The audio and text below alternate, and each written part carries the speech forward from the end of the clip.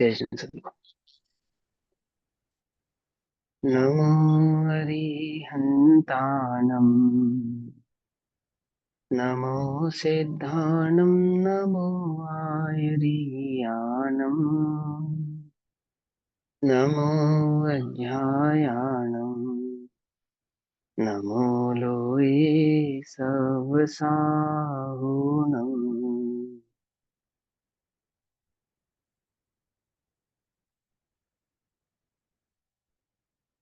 प्रज्वलति परं ज्योतिः, समं समस्तैरनन्तपर्याये,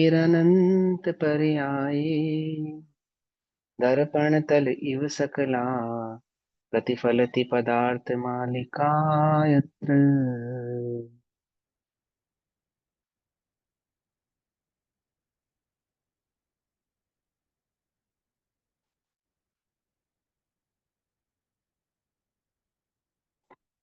हमारी रात्रिकालीन कक्षा का विषय चल रहा है श्री पुरुषार्थ सिद्धि उपाय। श्री पुरुषार्थ सिद्धि उपाय परमागम का स्वाध्याय हम सभी सत्यानुव्रत के अंतर्गत सत्य अनुव्रत की चर्चा के संदर्भ में कर रहे हैं और असत्य के स्वरूप की यहाँ पे व्याख्या चल रही है कि किस प्रकार के असत्य वचन होते हैं और किस प्रकार के असत्य वचनों का त्याग ही वास्तव में सत्य अनुव्रत कहलाता है। 125 नंबर का पेज है। कार्य का नंबर 101 है। कार्य का कहना, श्लोक कहना, गाथा कहना, ये सब एक ही अर्थ में होते हैं। 101 नंबर का श्लोक, असत्य वचन के त्याग का प्रकार कहते हैं। असत्य वचन के संदर्भ की चर्चा चल रही है, उसके प्रकारों की चर्चा चल रही है। वहां पे किस किस प्रकार के वचनों को असत्य वचनों की श्रेणी में रखा गया है, उसी के संदर्भ को आगे समझाते समय कहते हैं कि कषाय और मिथ्यात्व के वशीभूत होकर कहे गए जो वचन हैं वे कदाचित लोक में सत्य भी क्यों ना हो, तथापि वे असत्य वचन के ही भेद होते हैं। ठीक है ना। जैसा वस्तु का स्वरूप है वैसा कहना, जैसी बात है वैसी कहना, वह तो सत्य है ही, लोक में सभी स्वीकारते हैं।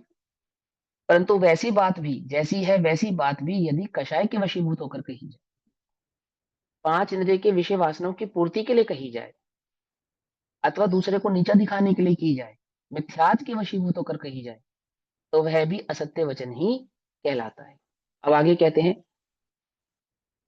भोगोपभोग साधन मात्रम सावद्धमक्षमा मुक्तुम ये तेऽपि शेषमनक्तं समस्तमपि नित्यमेव मुञ्चन्तु। जो जीव भोग उपभोग के साधन मात्र सावध्य वचन छोड़ने में असमर्थ है, वे भी बाकी के सभी असत्य भाषण का निरंतर त्याग करें। क्या कहा? जो जीव सभी प्रकार का सत्य वचन छोड़ने में असमर्थ है, कौन सा सत्य वचन छोड़ने में असमर्थ है?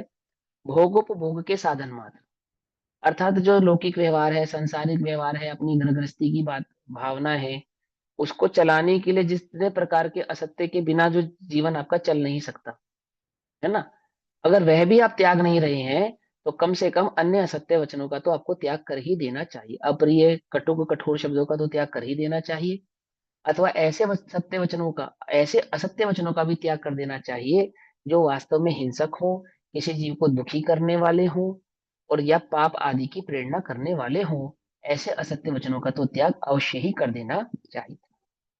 क्या कहते हैं? जो प्राणी अपने न्याय पूर्वक भोगोपभोग के कारणभूत, न्याय पूर्वक है ना, लोक नीति और धर्म नीति दोनों के समावेश से जिस प्रकार का जीवन यापन किया जाए, वो न्याय पूर्वक जीवन कहलाता है। आई बस समझ में? धर्म नीति और लोक नीति क्या है? देखो, लोक की नीति यह है कि आप धन कमाओ, किसी भी रास्ते से कमाओ, पर जो सरकार के द्वारा निषिद्ध है ऐसे कार्यों से मत कमाओ, है ना। जैसे सरकार क्या कहती है, आप शराब तंबाकू मांस बेच सकते हैं, कोई दिक्कत नहीं है, लेकिन सरकार उसका आपको लाइसेंस देगी, उसके लाइसेंस के अंतर्गत आप इनका व्यापार कर सकते हैं। लेकिन धर्म नीति क्या कहती है कि नहीं, इस प्रकार के व्यापार का कार्य नहीं करना चाहिए। ध्यान से समझना। तो भले ही लोक की नीति आपको वह व्यापार करने से नहीं रोक रही है, परंतु यदि धर्म नीति में वो निषिद्ध है तो नहीं करना चाहिए। तो किस प्रकार का व्यापार करना चाहिए, अर्थात किस प्रकार का व्यवहार जीवन यापन करना चाहिए? कि जो धर्म नीति जमा लोक नीति, दोनों दोनों के पूरक नहीं, मतलब दोनों ही भावनाओं को पुष्ट करने वाला हो। भले ही लोक में उस कार्य की के लिए निषिद्ध ना हो, परंतु यदि धर्म में निषिद्ध है तो नहीं करना चाहिए। और जिन रीति नीति से त्रस आदि जीवों का घात नहीं होता हो, ऐसे रीति नीति से भोग उपभोग के साधन करने में भी हिंसा तो है, तथापि वह निषिद्ध नहीं है, पूर्णतः निषिद्ध नहीं है, क्योंकि वह छोड़ने में असमर्थता है, जीव को वह पूरी तरीके से त्याग करने में असमर्थता है। तो जो प्राणी अपने न्याय पूर्वक, अब जब धर्म में न्याय पूर्वक की बात होती है तो वह न्याय पूर्वक कहने का धर्म रीति ही होता है, ठीक है ना, धर्म में जो न्याय भावना है। और धर्म की न्याय भावना यह है कि आप जो पांच इंद्रिय के विषय सेवन आप कर रहे हैं, वास्तव में तो वे छोड़ने योग्य हैं, नहीं छोड़ पा रहे हो, तो कम से कम इतने इस प्रकार के तो मत करो जिससे त्रस आदि जीवों का घात होता हो, ऐसे तो मत करो। और जो स्थावर आदि जीवों की भी हिंसा है, तो वह भी न्यूनतम होनी चाहिए, कम से कम होनी चाहिए। आई वह समझ में? तो इसी प्रकार सत्य वचन में उन्होंने क्या कहा, जो प्राणी अपने न्याय पूर्वक भोगोपभोग के कारणभूत सावध्य अर्थात हिंसा सहित वचन त्यागने में असमर्थ हैं। सावध्य माने, अवध्य नाम किसका है, हिंसा का, और सावध्य हो गया हिंसा सहित, अवध्य नाम हिंसा, सावध्य माने हिंसा सहित। इस प्रकार के वचन त्यागने में बिल्कुल असमर्थ है जो हिंसा सहित है। कभी कभी कठोर शब्द भी कहने पड़ जाते हैं, है ना, कभी कभी असत्य वचन भी कहना पड़ जाता है, पड़ता है, लोग की ऐसी रीति है, क्या करें। तो कहते हैं लोक रीति में इस प्रकार के वचन त्यागने में जो असमर्थ हैं, उन्हें भी अन्य समस्त झूठ वचनों का निश्चय कर, निर्णय कर सदा काल त्याग कर देना चाहिए, अर्थात स्थूल झूठ तो त्याग ही देने चाहिए। और जो किसी के हिंसा में कारक हो, किसी का दिल दुखाने के कारक हो, है ना, अथवा जीव को मोटे रूप से दुखी करने में कारक हो, त्रसादी जीवों का घात करने में कारक हो, ऐसे वचन तो बिल्कुल भी बोलने ही नहीं चाहिए, इनकी सावधानी अवश्य ही रखनी चाहिए, ऐसा कह रहे हैं। झूठ का त्याग दो प्रकार का है। कैसे कैसे दो प्रकार का, एक तो सर्वथा त्याग, यानी कि महाव्रत रूप, ठीक, और दूसरा है एक देश त्याग, यानी कि अणुव्रत रूप, ठीक। सर्वथा सर्व प्रकार के झूठ का त्याग तो मुनि धर्म में ही बनता है, अर्थात महाव्रतमों में बनता है, परंतु एक देश त्याग श्रावक धर्म में होता है। अब श्रावक धर्म और मुनि धर्म के झूठों में क्या अंतर है, क्या अंतर है, देखो, मुनिराज तो पांच इंद्रिय के विषय कषाय का पोषण करने के लिए कोई शब्द कहेंगे ही नहीं, चार कषाय के वशीभूत होकर कोई बात कहेंगे ही नहीं, पांच पाप की पूर्ति के लिए कोई बात कहेंगे ही नहीं, कभी नहीं कहेंगे। अमुक प्रकार का व्यापार कर लो, बढ़िया है, इस प्रकार के कथन मुनिराजों के लिए असत्य वचन की श्रेणी में जाते हैं। क्या कहा, कुछ बात समझ में आई या नहीं है? और अब रही गृहस्थों की बात, तो क्या कहते हैं, गृहस्थ भी इतनी सावधानी तो रखें, कितनी सावधानी रखें कि अप्रिय कटुक कठोर शब्द नहीं कोई मुख से कहा करे, एक, और ऐसे शब्द नहीं कहो जो मूलतः त्रस आदि जीवों की हिंसा के कारक हो, उनसे बचना चाहिए। तो वह कहते हैं एक धर्म श्रावक धर्म का त्याग कहलाता है। यदि सर्वथा त्याग बन सके, यदि सारा ही त्याग बन सके, यानी कि मुनि धर्म अंगीकार हो सके, तो सबसे वेल एंड गुड है, उसकी तो कोई बात ही नहीं, क्योंकि उपदेश तो हमारा यही है कि निरंतर जीव शुद्धोपयोग में समृद्ध रहे, अर्थात वहीं पर शुद्धोपयोग की भावना को निरंतर भाता रहे। यदि सर्वथा त्याग बन सके तब तो अवश्य ही करना चाहिए, उससे बढ़िया तो कुछ भी नहीं है। तब धन्य सु अवसर पाऊं, जब निज में ही रम जाऊं, हम्म, कर्तादिक भेद मिटाऊं, रागादिक दूर भगाऊं, इससे बढ़िया बात क्या है। और देखो सुनो, ये भी बात ध्यान से समझो, सच्चा श्रावक वही है जिसके चित्त में मुनिधर्म अंगीकार करने का विकल्प है। क्या कहा, जिसको दूर दूर तक भी मुनिधर्म अंगीकार करने का विकल्प ही नहीं है, वे इस भ्रम में बिल्कुल भी ना रहे कि वे श्रावक हैं। क्या कहा, कुछ श्रावक ऐसे हैं जो ग्रस्त अवस्था में ही केवल ज्ञान करके चले जाना चाहते हैं। क्या समझे या नहीं समझे? उल्टा नहीं पकड़ना, मैं व्यंग नहीं कर रहा हूं, मैं एक बात समझा रहा हूँ। उनको क्या लगता है, मुनि धर्म तो रास्ते में पड़ेगा ही नहीं, आत्मा की अनुभूति होगी, वही शुद्धोपयोग बनेगा और वो केवल ज्ञान हो जाएगा। ऐसा मार्ग नहीं है, ये दिगंबर आमनाय का स्यादवाद रूपी चक्र रूपी मार्ग है ना, जो स्यादवाद की धुरी पे चलता है, जो वस्तु व्यवस्था का प्रेरणता करने वाला, प्ररूपणा करने वाला ये स्यादवाद का मार्ग कैसा है?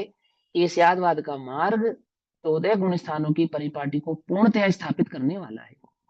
भले ही वह वस्तु वह तत्व गुण स्थानातीत है, भले ही वह वस्तु वह तत्व नयातीत है, परंतु नयों के और गुण स्थानों के भागों में अर्थात उनके उनके संभाव में वह स्थित है, उनकी धुरी पे वह स्थित है ना? कैसा है? कि सच्चा श्रावक तो वही है जिसके चित्त में ये भावना है कि कब धन्य सु अवसर पाऊं, जब निज में ही रम जाऊं, कर्तादिक भेद मिटाऊं, रागादिक दूर भगाऊं। कर दूर रागादिक निरंतर, आत्म को निर्मल करूं, दो बीस परिशह सह सदा, निज धर्म दश धारण करूं, तप तपहु द्वादश विधि सुखद नित, चारित्र शाइक आचरूं। है समझ में बात क्या है? ये मुनि धर्म, मुनि धर्म अंतर्गत भावना शुद्ध उपयोग, एक आत्मा ही जिसका लक्ष्य है, परंतु कैसा है वह? कि वह मुनि धर्म भावना रूप है, भावना रूप है ना। तो उन उन श्रावकों की तो बात ही नहीं है, वे सच्चे अनुव्रती नहीं है जिनके चित्त में महाव्रत का विकल्प नहीं है। अणुव्रति कहो छोड़ो, वे सच्चे श्रावक भी नहीं है, अव्रति श्रावक भी नहीं है, अणुव्रति तो दूर की बात रही। आती वह समझ में आती? आपने पढ़ी अभागा भगत, अभागा भरत, कथा पढ़ी अभागा भरत? क्या है उस भरत का अभागापन? नहीं सुनी, नहीं पढ़ी? दादा कितनी फेमस स्टोरी है। आप कुछ भी कहो में शायद है वो, है ना? उसी में है ना अभागा भरत। तो भरत अपने को क्या मानता है? कि मैं अभागा हूं, भाग्यहीन हूं, भले ही मैं छखंड की विभूति का जीतने वाला चक्रवर्ती हूं, परंतु सच्चे भाग्यशाली तो मेरे ये भाई है ना बाहुबली, ये हैं जिस सुख को, सुख के मार्ग को इन्होंने प्राप्त किया है ना? कैसा है वे सुख? वो शाश्वत सुख। और मैं भाग्यहीन अभागा इस विकल्प से कोसों दूर बैठा हूं। समझना ध्यान से। उसके चित्त में मुनिधर्म अंगीकार करने का जो परिणाम है, कर नहीं पा रहा है, लेकिन वो जो भावना है अंतरंग में, वो भावना इस बात की सूचक है कि ये भरत 6 खंड की विभूति 96,000 रानियों का सहयोग पाकर भी वास्तव में अणुव्रती श्रावक है। क्या कह रहे हो भैया? चक्रवर्ती और अणुव्रती श्रावक ही, हाँ हाँ, वास्तव में अणुव्रती श्रावक है, पंचम गुण स्थानवर्ती श्रावक है। कौन? वो भरत। मालूम? और जिसके चित्त में वह मुनिधर्म अंगीकार करने का विकल्प ही नहीं है, भावना ही नहीं है, विचार ही नहीं है, वे तो अव्रती श्रावक भी नहीं है। आती है समझ में या नहीं समझ में आती है? तो क्या कहते हैं? यदि सर्वथा त्याग बन सके, सर्वथा त्याग बन सके अर्थात मुनिधर्म अंगीकार कर सको, तब तो अवश्य ही करना चाहिए। और यदि कदाचित कषाय के उदय से अर्थात कषाय वशता से सर्वथा त्याग ना बन सके, तो एक देश त्याग तो अवश्य ही करना चाहिए। और एक देश त्याग वास्तव में सर्वदेश त्याग करने की भावना का सूचक है ना? आपने अपने बच्चे को छोटी क्लास में एडमिशन कराया ना, प्रेप में, नर्सरी में, फर्स्ट में, जिसमें भी, जहां से भी उसका शुरुआत होती है पढ़ाई की, एजुकेशन की, है ना? वो इस बात की सूचक है कि आपके चित्त में ये विकल्प है, ये भावना है कि आप अपने बच्चे को कोई बड़ा व्यक्ति बनाना चाहते हैं। Doctor, engineer, IAS, IPS, IAS, banker, कोई व्यापारी, कुल मिला के एक सज्जन पुरुष के रूप में स्थापित करना चाहते हैं। इस भावना से आप अपने बच्चे को स्कूल भेज रहे हैं ना। लोक में यही है, छोटी एजुकेशन इस बात का सूचक है कि आप इसे एक बड़ी एजुकेशन प्राप्त कराना चाहते हैं। आप करा पाएंगे नहीं करा पाएंगे, उसके भाग्य में होगी नहीं होगी, वो पढ़ पाएगा नहीं पढ़ पाएगा, ये सब बात की बातें हैं। पर छोटी कक्षा में एडमिशन कराने के पीछे भावना क्या है? एक बड़ी विद्या का स्वामी इसको बनाना, है ना? अणुव्रतों के पीछे भावना क्या है? अणुव्रतों के पीछे भावना महाव्रतों की साधना, महाव्रतों को अंगीकार करने का भावना उनका परिणाम है। और जिन्हें महाव्रत अंगीकार करने का परिणाम नहीं है, वे तो अणुव्रतों को ग्रहण ही नहीं करते। और जो मात्र अणुव्रतों में संतुष्ट हैं, वे भी सच्चे अनुव्रती नहीं है। क्या कहा? जिन्हें महाव्रत अंगीकार करने का विकल्प ही नहीं है, वे तो अनुव्रती है ही नहीं, वे तो श्रावक भी नहीं है। लेकिन जिन श्रावकों ने अनुव्रतों को ग्रहण किया है और अनुव्रतों में संतुष्ट है, व्यवहाराभासी की बात नहीं कर रहे हम, समझना ध्यान से, स्यादवाद रूपी चक्र की बात कर रहे हैं। जिन्होंने कदाचित अनुव्रत आदि ग्रहण भी किए हैं और संतुष्ट हैं, इनमें संतुष्ट है अनुव्रतों में, वे भी सच्चे श्रावक नहीं है। वो सच्चे श्रावक कौन है? कि जो एक शुद्धोपयोग में संतुष्ट है, अर्थात जो महाव्रत अंगीकार करने की भावना रखने वाले। क्यों महाव्रत अंगीकार रखने की भावना करने वाले क्यों है? सच्चे जैन श्रावक को यह बात पता है। क्या पता है? कि बिना नग्न अवस्था अर्थात दिगंबर अवस्था धारण किए वह शुद्धोपयोग अर्थात छठा सातवां आदि गुण स्थान प्रकट होते ही नहीं है। प्रकट होते ही नहीं है। बोलो, तीर्थंकर ही क्यों ना हो, ग्रस्त अवस्था में पांचवें गुण स्थान से ऊपर जाते नहीं है। क्या? शुद्धोपयोग की भावना धारण करने वाले वे तीर्थंकर भी ग्रस्त अवस्था त्याग कर मुनिधर्म अंगीकार किए बिना उस शुद्धोपयोग को प्राप्त होते नहीं, उस छपक आदि श्रेणियों को प्राप्त होते नहीं है। उस शुद्धोपयोग का फल जो केवल ज्ञान अनंत सुख अनंत वीर्य भाव है, वह उसको प्राप्त होते नहीं है।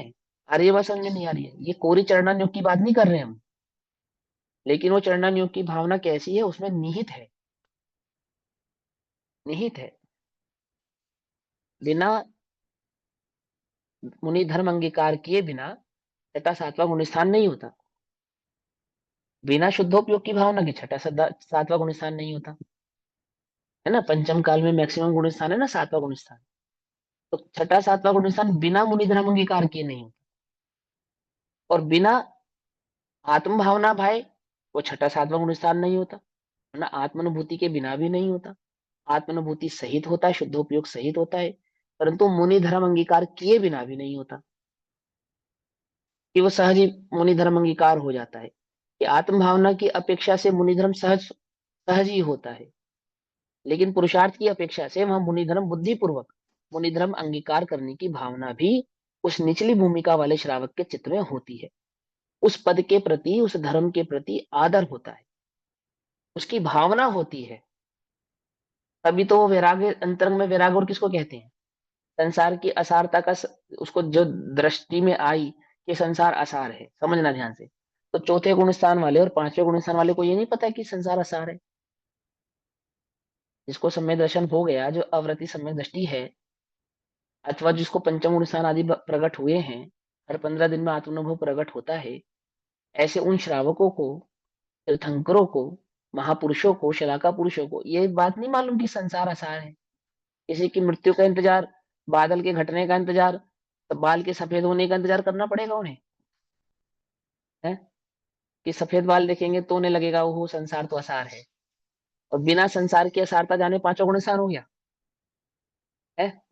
समझना ध्यान से, बिना संसार को असार जाने वो चौथा पांचवा गुण असार हो गया उनको, है? ऐसा तो नहीं है ना। लेकिन वो तो एक बात समझाने का तरीका है कि मैंने वो मुनि धर्म आदि अंगीकार करने की, वैराग्य की जो भावना है, उसकी पुष्टि करने की तरीका है कि संसार असार है। ये भावना जब प्रबल होती है, अंतरंग में तो है ही, अंतरंग में तो है ही, परंतु अंतरंग में वो दबी हुई भावना, लिखा ना असमर्थता, असमर्थता, वो असमर्थता जब सामर्थ्य में कन्वर्ट होती है, तो जब सामर्थ्य में कन्वर्ट होती है तो क्या होता है? इस बाल का, एक बाल का सफेद होना भी मुनि धर्म अंगीकार करने का विकल्प बन जाता है। सामर्थ्य प्रकट होगी ना। अब सामर्थ्य प्रकट हो गई तो क्या कोई भी बहाना बना लेंगे हम तो। जब सामर्थ्य है तो किसी भी बहाने से काम करेंगे ना। समझे नहीं समझे? जब सामर्थ्य नहीं थी तो कोई बहाना भी नहीं कर पा रहे थे। अब सामर्थ्य आ गई है, तो क्या सामर्थ्य आ गई है?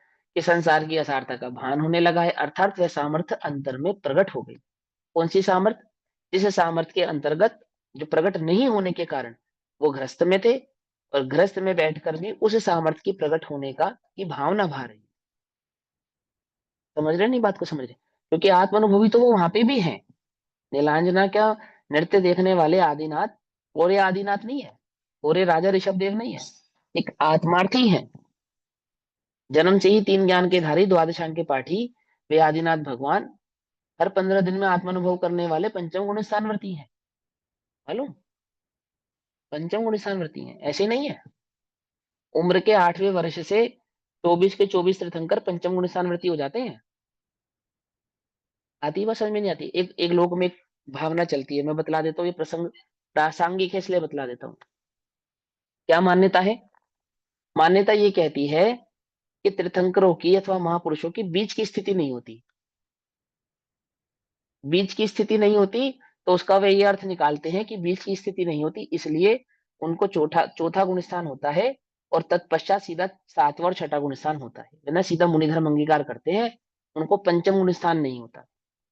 पर ऐसे जीवों का यह मानना बिल्कुल मिथ्या है, आगम विरुद्ध है। ऐसा बिल्कुल भी नहीं है। वहां बीच की स्थिति नहीं होती कहने का तात्पर्य यह है कि जो शलाखा पुरुष होते हैं वे अल्लक क्षुल्लक नहीं होते। समझ नहीं बात? उसका अर्थ यह नहीं है कि वे पंचम गुण स्थान वर्ती नहीं होते। अल्लक क्षुल्लक पना तो पंचम गुण स्थान का उत्कृष्ट भाव है। समझे? सभी तीर्थंकर उम्र के 8वें वर्ष से पंचम गुण स्थान वर्ती हो जाते हैं, दो कषाय चुकड़ी का अभाव हो जाता है, अणुव्रती हो जाते हैं, सामान्य अणुव्रती हो जाते हैं। एक प्रतिमा, दो प्रतिमा, तीन प्रतिमा आदि की भावना उनके चित्त में रहती है तो व्यवहार के कथन है। अंतरंग में तो दो कषाय चुकड़ी का अभाव सभी तीर्थंकरों को हो जाता है। लेकिन जितने भी तीर्थंकर और महापुरुष हैं उनको बीच की अवस्था नहीं होती, अर्थात उनको अल्लग छुल्लग अवस्थाएं प्रकट करने की आवश्यकता नहीं पड़ती, क्योंकि उनकी योग्यता ही ऐसी होती है कि वे सीधा मुनि धर्म अंगीकार कर लेते हैं। काल अवधि पकने पर, अपना कार्य होने पर, समय आने पर वह मुनि धर्म अंगीकार कर लेते हैं। प्रमाण के लिए वर्तमान के ग्रंथ पढ़ने चाहिए, स्पष्ट है वहां पे भावना। आप क्या कहते हैं? ऐसे ही यहां समझाते हैं कि सर्वथा त्याग ना बन सके तो एक देश त्याग तो अवश्य ही करना चाहिए। सही बात समझे? अगर सर्वथा त्याग नहीं हो रहा तो एक देश त्याग तो अवश्य ही करना चाहिए।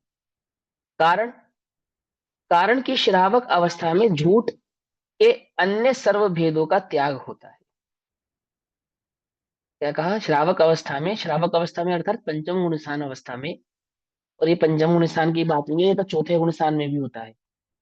बस पंचम गुण स्थान में तो स्पष्टता प्रकट होता है। समझे नहीं समझे? सभी सम्यक दृष्टि जीवों को ये भावना रहती है। क्या स्थूल झूठ, मोटा झूठ नहीं बोलते वो, मोटा असत्य वाचन नहीं करते हैं। कारण की श्रावक अवस्था में झूठ के अन्य सर्वभेदों का त्याग होता है। अन्य सर्वभेद कौन से? अप्रिय, कटुक और कठोर आदि शब्द, और जो लोक में मोटे झूठ है, जैसे देवदत्त के नहीं होने पर भी देवदत्त है कह देना, अथवा घड़ा होने पर भी घड़ा नहीं है ऐसा कह देना, ऐसा जो मोटा झूठ है, स्थूल झूठ, ऐसा वे झूठ श्रावक कहते नहीं। परंतु सावध्य झूठ का त्याग नहीं हो सकता। सावध्य झूठ यानी कि वहां किसी ना किसी प्रकार की जो कषाय ना, हिंसा, जो 5 पाप हैं और 4 कषाय हैं, उसकी कुछ ना कुछ नॉमिनल भावना तो उन जीवों के चित्त में भी होती है। व्यापार आदि के संबंध में, आरंभ आदि के संदर्भ में, गृहस्थी आदि के संदर्भ में जो बहुत नॉमिनल झूठ होते हैं, वहां उनकी भावना उनके हो सकती है। किंतु वहां भी अपने भोग उपभोग निमित्त ही झूठ वचन, सावध्य वचन हो तो हो। समझ में नहीं? कर भोग उपभोग संबंधी हो तो हो, किंतु अन्य सर्व सावध्य वचनों का त्याग करें। अर्थात जिसमें अन्य किसी जीव की हिंसा होती हो, त्रसादी जीवों का घात होता हो, अन्य किसी जीव की पीड़ा होती हो, इस प्रकार की झूठ तो वे कहते नहीं। अपने भोग उपभोग के संबंध में झूठ होते हैं, कहे जा सकते हैं, है ना? उस प्रकार के सावध्य वचन तो उस श्रावक अवस्था में जीव के होते हैं और होने चाहिए, दोनों में अंतर है। होते हैं तो उसको अच्छा नहीं मानते हैं, होते हैं तो उसमें संतुष्ट नहीं होते हैं, होते हैं उसे स्वीकार तो करते हैं कि हाँ है, लेकिन नहीं होने चाहिए इस भावना के साथ होते हैं। आती है वो समझ में? आती? देखो, तुम्हारा गला कैसा है, मैंने गा लेते हो, अच्छा गा लेते हो, बढ़िया गा लेते हो, तो जो अच्छा गा लेते हैं वो तो कहते हैं कि हम बढ़िया गा लेते हैं। लेकिन लेकिन जो अच्छा नहीं गा पाते हैं तो ये तो स्वीकार करते हैं कि हम अच्छा नहीं गा पाते हैं, लेकिन चाहते सभी है कि हम गा पाए, और कोशिश भी करते हैं। करते नहीं करते? अकेले में भी करते हैं। नहीं सबके सामने कर पाते तो, है ना भाई? जो संगीत की रुचि है वो चाहता है कि मैं अच्छा गा पाऊं, नहीं गा पाने वाला भी चाहता है अच्छा गा पाऊं। ऐसे जिन्हें संयम की रुचि है, आत्मा की रुचि है, उनके जीवन में भी कदाचित हिंसा आदि, असत्य वचन आदि होते हैं। तो वह जो सूक्ष्म सत्य वचन आदि उनके जीवन में होते हैं, उनको स्वीकार करते हैं कि हाँ है। लेकिन नहीं होने चाहिए इस भावना के साथ ही होते हैं, और त्यागने योग्य हैं, त्यागने चाहिए, मैं त्यागना चाहता हूं, इस प्रबल भावना के साथ हो तो ही वे अणुव्रत कहलाते हैं, अन्यथा वे अणुव्रत कहलाते नहीं है। संतुष्ट हो तो अणुव्रत नहीं है, संतुष्ट नहीं हो और है तो अणुव्रत है। समझ में बात? महाव्रत की भावना है और नहीं धारण कर पा रहे हो, तो कुछ जो व्रत तुमने अंगीकार किए हैं वो अणुव्रतों की श्रेणी में आ गए। लेकिन यदि तुम उन अणुव्रतों में ही संतुष्ट हो, अथवा तुम्हें व्रत आदि धारण करने की भावना ही नहीं है, तो वे कदापि अणुव्रत होते नहीं है, वे श्रावक भी होते नहीं। उल्टा नहीं पकड़ना, चढ़ना न्यू की अपेक्षा को स्पष्टता है समझना। अब आगे क्या कहते हैं। उपदेश का क्रम 126 नंबर के पेज पर पंडित टोडरमल जी का, मोक्षमार्ग प्रकाशक जी का कोटेशन कोट है, वो पढ़ते हैं। चरणानुयोग में की शैली समझाई गई है इस कोटेशन के अंदर। ये जो चरणानुयोग में कथन किया जाता है वो किन अपेक्षाओं के साथ किया जाता है। चरणानुयोग में तीव्र कषायों का कार्य छुड़ाकर मंद कषाय रूप कार्य करने का उपदेश देते हैं। क्यों ऐसा क्यों करते हैं? यद्यपि कषाय तो तीव्र हो चाहे मंद हो, कषाय ही है, बंधन ही कारण है, धर्म नहीं। तथापि जो धर्म का उपदेश होता है ना, जो सच्चे धर्म की भावना होती है, वो तीव्र कषाय रूपी चित्त में स्थिर नहीं होती है, टिकती नहीं है। वो मंद कषाय जीवों की ही समझ में आती है या टिकती है। उदाहरण भी दिया ना कषायों के संदर्भ में, कि पुरुषार्थी का पुरुषार्थ कब कारगर है, कि तीव्र कषायों में पुरुषार्थ तो कारगर ही नहीं है। जब नदी का प्रवाह तीव्र हो, वहां हाथ पैर मारने का कोई लाभ नहीं है। लेकिन जब कषायों का प्रवाह मंद हो, तब क्या करें? जिस प्रकार नदी के प्रवाह के मंद होने पर पुरुषार्थ करने पर किनारे पे पहुंचा जा सकता है, उसी प्रकार कषायों की मंदता पे पुरुषार्थ करने पर क्या हो सकता है? वो भेद विज्ञान की भावना को पुष्ट किया जा सकता है ना। हम तो उल्टे हैं, जब हमारी कषाय मंद होती है तो हम मंद कषायों को ही भेद विज्ञान समझ लेते हैं, पुरुषार्थ ही नहीं करते। और जब कषाय तीव्र होती है तब हमें होश आती है, अरे अरे कषाय तीव्र हो गई है, हमें तो भेद विज्ञान करना चाहिए, तीव्र नहीं होनी चाहिए कषाय। तो तीव्र कषायों में भेद विज्ञान होता नहीं है, वहां उसे भेद विज्ञान करना है। और मंद कषायों में भेद विज्ञान होता है, वहां करता नहीं है, वहां संतुष्ट रहता है। अब बोलो काम कैसे बने? बोलो। जब भेद विज्ञान करने का समय है तब तो मंद कषायों में संतुष्ट हुआ बैठा है। और यदि वो कषायों की मंदता में भेद विज्ञान करे सही प्रकार से, सही रीति से, तो कषाय तीव्र ही ना हो, और कदाचित हो भी जाए तो समय पाकर फिर मंद हो जाती है। लेकिन यहाँ तो उल्टा ही है। यहाँ तो मंद कषायों को ही भेद विज्ञान समझे बैठे हैं हम। बैठे नहीं बैठे? यदि तुम्हें तीव्र क्रोध मान माया लोभ नहीं है, और ज्यादा पांच इंद्रिय विषयों की लोलुपता भी नहीं है, बहुत ज्यादा विकल्प नहीं है, तो तुम्हें लगता है कि इन कषायों की मंदता में मुझे भेद विज्ञान करना चाहिए, या कषायों की इन्हीं मंदताओं को तुम भेद विज्ञान मान लेते हो? पूछो अपने आप से। तुम अपने को इन्हीं मंद कषायों के बल पे यदि धर्मात्मा मान रहे हो, स्वाध्यायी मान रहे हो, आत्मार्थी मान रहे हो, तो इसका मतलब यही तो हो गया कि तुम इन मंद कषायों को भेद विज्ञान मान रहे हो।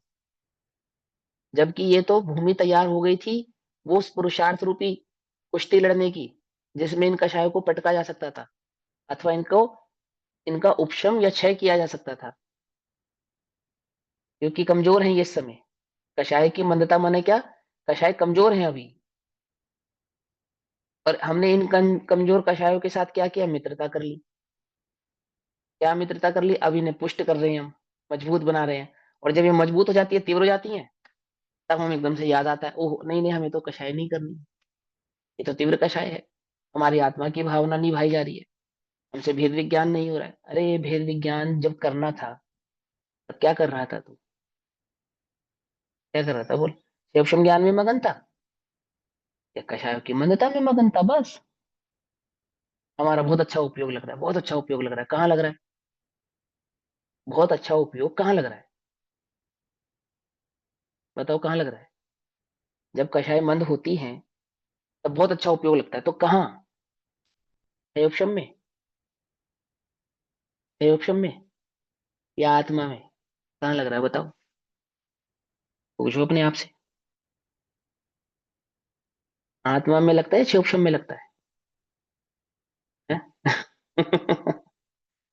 क्षण भर में लगा रह जाता है बस वो बहुत अच्छी भक्ति में उपयोग लगा, अच्छी बात है, इतना किया तो शाबाश। बहुत अच्छा स्वाध्याय में लगा, इतना किया तो शाबाश। चीजें याद होने लगी, इतना किया तो शाबाश। परंतु, परंतु क्या, परंतु वे वास्तविक आत्म भावना तो थी नहीं, वे वास्तविक भेद विज्ञान तो था नहीं। समझे या नहीं समझे? वहां तो तत्व निर्णय करना था, दारुण दारिण, अति कर्कशता निर्दयता पूर्वक क्या करना था, भेद विज्ञान करना था, आत्म भावना को, आत्मानुभूति की भावना को प्रबल करना था। तो किया नहीं, किया नहीं, परमादि की तरह काल गवा दिया। और अब जब कषाय तीव्र हो गई है तो दुखी हो रहा है। क्या दुख हो रहा है? कि मेरा मन नहीं लग रहा, मेरा उपयोग नहीं लग रहा, मुझसे पढ़ा नहीं जा रहा, मेरा चित्त नहीं लग रहा, मैं विचलित हो रहा हूँ, मुझे क्रोध आ रहा है, मान माया लोभ आदि के परिणाम उत्पन्न हो रहे हैं, अथवा पांच इंद्रिय के विषय भोगों की रुचि बढ़ रही है। मैं क्या करूं, मैं क्या करूं? कुछ नहीं हो सकता।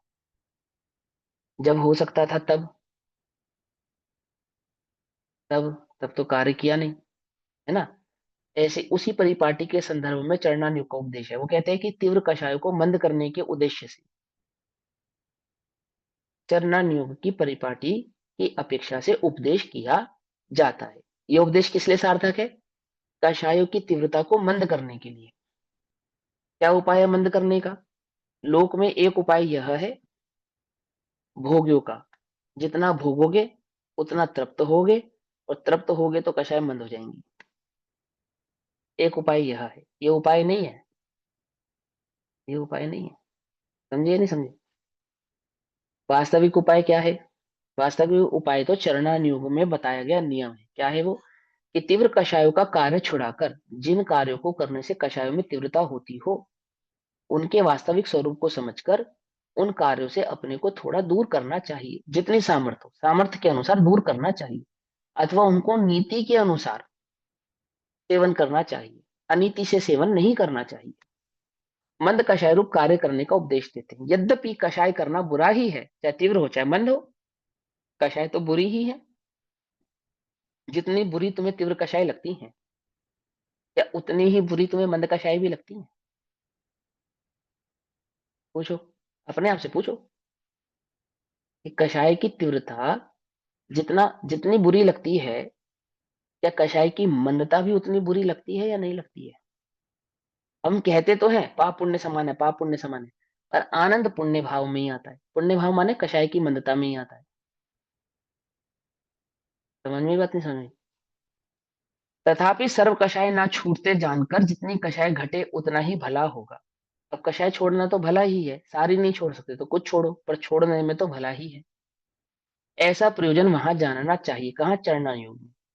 जैसे जिन जीवों के आरंभ आदि करने की व मंदिर आदि मकान आदि बनवाने की व विषय सेवन की व क्रोधादि करने की इच्छा इच्छा सर्वथा दूर होती ना जाने, उन्हें पूजा प्रभावना आदि करने का व चैताल्य आदि बनवाने का व जिन देव आदि के आगे शोभादिक नृत्य गान आदि करने का व धर्मात्मा पुरुषों की सहायता आदि करने का उपदेश देते हैं, क्योंकि इनमें परंपरा कषाय का पोषण नहीं होता। इस प्रकार के कार्यों में है तो कषाय के ही कार्य, लेकिन ये कषाय का पोषण नहीं करते। कार्य तो कषाय के वशीभूत ही होंगे, लेकिन ये कषाय का पोषण करने वाले नहीं है। ये कषायों का अभाव, परंपरा से कषायों को कम करने वाले हैं, मंद बनाकर रखने वाले। ठीक है ना? विषय कषाय के सेवन से तो कषायें और बढ़ती हैं, घटती नहीं है। और विषय सेवन आदि के त्याग से, धर्म आदि की भावना भाने से वे कषाय कैसी है कि परंपरा से घटती, ऐसा कहते हैं। अब आचौर्यानुव्रत की चर्चा करते हैं। सम्यक चारित्र अधिकार के अंतर्गत हिंसाणुव्रत, अहिंसाणुव्रत के पश्चात सत्याणुव्रत, और सत्यानुव्रत के पश्चात अब आचौर्य अनुव्रत की चर्चा करते हैं। आचौर्यानुव्रत की चर्चा में 102 नंबर की कारिका कहते हैं, तीसरा स्तय, स्तय माने चोरी, अर्थात चोर पाप का वर्णन करते हैं। अवितीर्णस्य ग्रहणं परिग्रहस्य प्रमत्त योगाद्यत् तत्प्रत्ययम् सत्स्तेयम् सैव च हिंसावधस्य हेतुत्वात्। ध्यान से समझना। जो प्रमाद कषाय के योग से, क्योंकि मूल तो मिथ्यात्व और अंतरंग की कषाय ही है। पांचों पापों का जो मूल है वह तो प्रमाद और कषाय ही है। प्रमाद और कषाय कहने का तात्पर्य मोह, राग और द्वेष ही है। मूल तो पांचों ही पापों का। प्रमाद कषाय के योग से, मिलन से, जोड़ से, बिना दिए, आपको दिए नहीं गए हैं,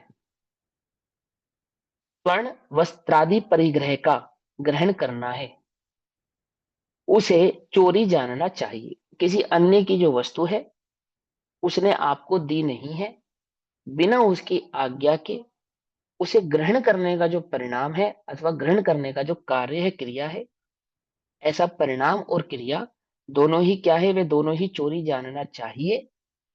और वही वध का कारण होने से हिंसा है। इसका कारण होने से, वध का कारण होने से, वध से हिंसा, अर्थात वध माने घात का कारण होने से वह हिंसा है। क्या घात हो रहा है उससे? चोरी करने से क्या घात होता है? अपने और दूसरे के परिणामों का घात होता है, और कदाचित अपने और दूसरे की द्रव्य हिंसा भी होती है। दोनों प्रकार की हिंसाएं वहां पर होती हैं। प्रमाद के योग के बिना, प्रमाद के योग से बिना दिए हुए स्वर्ण वस्त्रादि परिग्रह का ग्रहण करना चोरी कहलाता है। जो परिग्रह के भेद हैं उन्हें ग्रहण करना वह चोरी कहलाता है। परिग्रह के भेदों में सिर्फ अजीब वस्तुएं नहीं होती, जीव भी होती हैं। जैसे रावण ने सीता का हरण कर लिया, तो पर स्त्री का तो पाप है ही उसमें, ब्रह्म का तो पाप है ही, प्लस चोरी भी है। चोरी भी है, समझे ना बात? वहां पे जो अधीनस्थ वस्तु है परिग्रह, थोड़ा सा इतिहास अगर मैं तुम्हें पढ़ाऊं दर्शन शास्त्र में, जो पुत्र है, स्त्री है, ये भी परिग्रह के ही भेद हैं। समझे? नौकर चाकर हैं, ये भी परिग्रह के भेद हैं। हाथी घोड़ा बैल हैं, ये भी परिग्रह के भेद हैं। और जो धन धान्य आदि हैं वो तो परिग्रह के भेद हैं ही, है ना? ऐसा। स्वर्ण आदि, स्वर्ण आदि कहने का मतलब जो परिग्रह के जितने भी भेद हैं उसमें मूल तो स्वर्ण हो गया, जिसको आज की डेट में हम धन कहते हैं, और फिर वो परंपरा से उसके साथ जुड़ा हुआ बाकी सारा भाव हो। त्रणाधिक वस्तु को स्वामी की आज्ञा के बिना चुरा लेना, भुला देना, पड़ी हुई उठा लेना और जबरदस्ती से ले लेना, अथवा जिस तिस प्रकार बिना दिए ले लेना चोरी है, और वह चोरी हिंसा है, क्योंकि अपने तथा परजीव के प्राणघात का कारण है। वो क्यों हिंसा है? कि अपने और पर दोनों ही जीवों के भाव प्राण और द्रव्य प्राण, प्राण दो प्रकार के होते हैं ना, ऐसे दोनों ही प्रकार के प्राणों के घात का कारण है। द्रव्य प्राण कदाचित हो चाहे ना हो, भाव प्राण तो होता ही होता है। भाव प्राणों का घात तो होता ही होता, अपना भी और अन्य का भी। तो वह क्या कहलाता है? वह चोरी कहलाती है, और यह हिंसा का ही भेद जानना चाहिए। अपने को चोरी करने का भाव हुआ, वह भाव हिंसा है। किसकी भाव हिंसा है? अपने चित्त में उत्पन्न हुआ तो अपने लिए भाव हिंसा है। और जो कोई अपने को चोर जान ले तो प्राणों का वियोग करे, है ना, वही द्रव्य हिंसा है। जब अपनी चोरी का भेद खुल जाएगा तो अपने द्रव्य की भी हिंसा होगी, है ना। तथा जिस जीव की वस्तु चोरी गई उसे जो अंतरंग पीड़ा हुई वही उसकी भाव हिंसा है। और वस्तु के निमित्त से उस जीव के द्रव्य प्राण पुष्ट थे, उन पुष्ट प्राणों के नाश होने से उसके द्रव्य प्राण पीड़ित हुए, तो वही उसकी द्रव्य हिंसा जानना चाहिए। सिंपल सी बात है ना, चोरी चली गई तो चोरी होने के कारण उसके अंतरंग परिणामों में जो मलिनता पैदा हुई वो भाव हिंसा, और उस मलिनता के कारण जो उसकी इंद्रियों की कर्कशता हुई सो है उसकी द्रव्य हिंसा।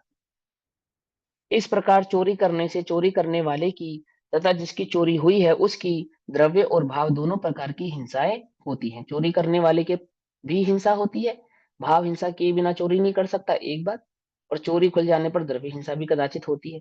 उसी प्रकार जिसकी चोरी हुई है उसके साथ भी यही भावना समझनी चाहिए। चोरी प्रकट रूप से हिंसा है, इसका श्लोक कहते हैं, अर्थानाम य इते प्राणा इते बहिश्चरा पुंसासम हरति सतस्य प्राणान सो यस्य जानो हरत्यर्थान। जो मनुष्य जिस जीव के पदार्थों अथवा धन को हर लेता है, कैसे हर लेता है? कूटनीति से हर लेता है, बिना आज्ञा के हर लेता है, मायाचारी से हर लेता है, क्रोध के वशीभूत होकर हर लेता है ना, छल आदि से हर लेता है, भय आदि दिखाकर हर लेता है, ताकत के बल पे हर लेता है, वह मनुष्य उस जीव के प्राणों को हर लेता है, क्योंकि इस लोक में परिग्रह को भी प्राण के रूप में स्वीकार किया गया है। 10 प्राण तो प्राण है ही, परंतु 11वां प्राण परिग्रह स्वीकार किया गया है लोक की नीति से, है ना। और वो परिग्रह रूपी जो 11वां प्राण है, ऐसा परिग्रह का हरण कर लेना एक प्रकार से किसी के प्राणों का ही हरण कर लेने जैसा है, ऐसा कह रहे हैं। क्योंकि जगत में जो यह धनादि पदार्थ प्रसिद्ध हैं, ये सभी मनुष्य के बाह्य प्राण हैं। बाह्य प्राण है मतलब अंतरंग प्राण तो 5 इंद्रिया, 3 मन वचन काय, श्वासोश्वास और आयुष बंध है। और यहाँ इन परिग्रह आदि को 11वें नंबर पे प्राण कहा जाता है। अन्न प्राण भी कहा जाता है, अन्न को भी प्राण कहते हैं क्योंकि उससे इंद्रिया आदि पुष्ट होती है ना। और परिग्रह आदि को भी, धन आदि को भी प्राण कहा जाता है, क्योंकि इंद्रियों को पुष्ट करने वाला जो अनादि है वो इस धन आदि के माध्यम से ही प्राप्त होता है। अथवा इंद्रियों को सुख देने वाले जो भोग आदि है, वे भोग आदि भी इन धनादि के माध्यम से प्राप्त होने के कारण इस धन आदि को, परिग्रह आदि को भी प्राण के रूप में कहा जाता है। ऐसा नहीं कि प्राण है, लेकिन अपेक्षाकृत निमित्त नैमित्तिक संबंध की अपेक्षा से उसको प्राण कहा जाता है। ठीक है ना।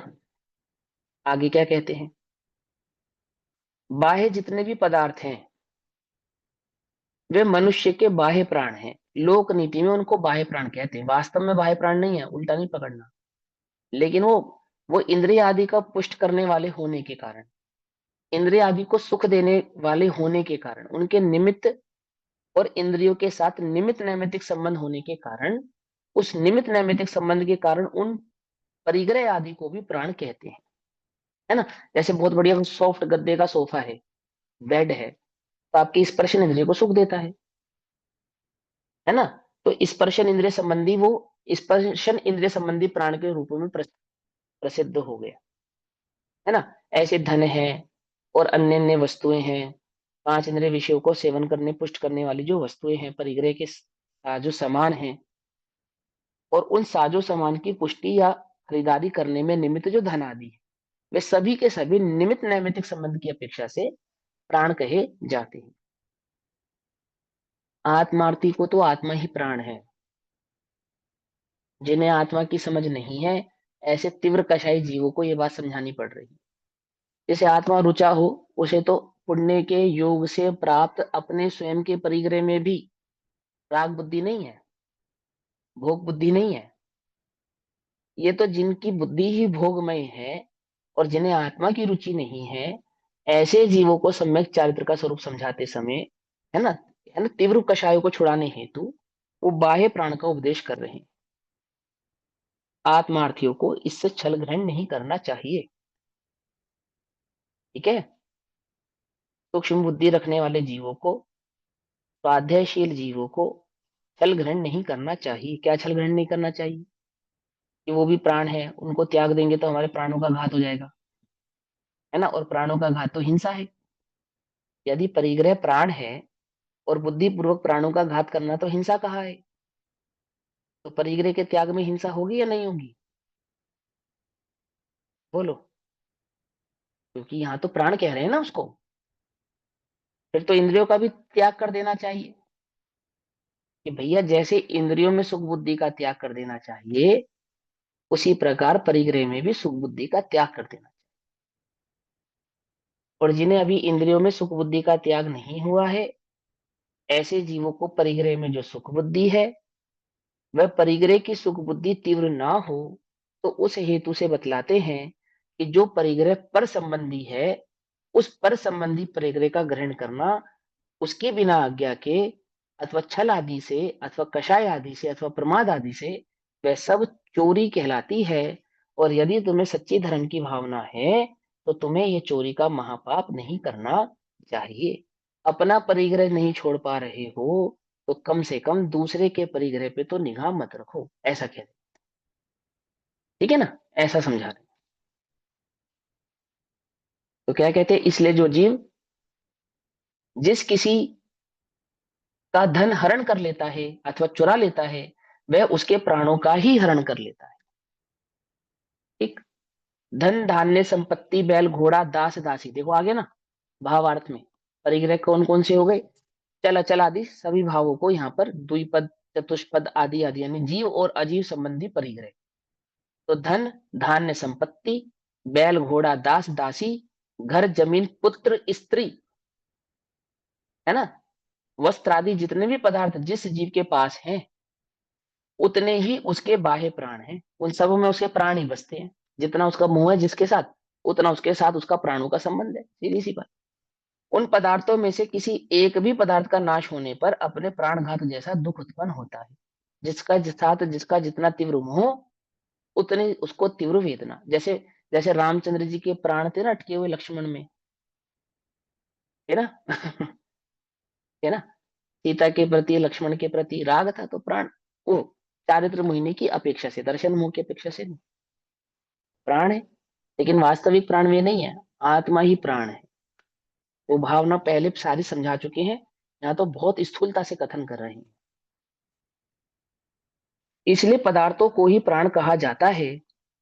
अन्नम वे प्राण इति वचनात्, अन्न ही प्राण है इस वचन के अनुसार। ठीक है ना। अब हिंसा और चोरी में अव्यापकता नहीं, किंतु व्यापकता है। क्या कहना चाहते हैं, हिंसा और चोरी कोई दो अलग अलग चीजें नहीं, अपितु हिंसा ही चोरी है और चोरी ही हिंसा है, ऐसा बतलाने वाला श्लोक 104 नंबर का श्लोक हम तुमसे अब कहते हैं कि तुम चोरी को हिंसा से अलग मत समझो। वास्तव में चोरी भी हिंसा ही है, अथवा हिंसा और चोरी एक ही है, इस भावना को बतलाने वाला 104 नंबर का श्लोक है। तो अभी समय हुआ, बाकी चर्चा समय अनुसार करेंगे। तब तक के लिए सभी को जय जिनेन्द्र, ओम नमः सिद्धे। निज निधि निज में बताई यह अनंत उपकार है, उसके लिए जिनवाणी माँ को वंदना शतबार।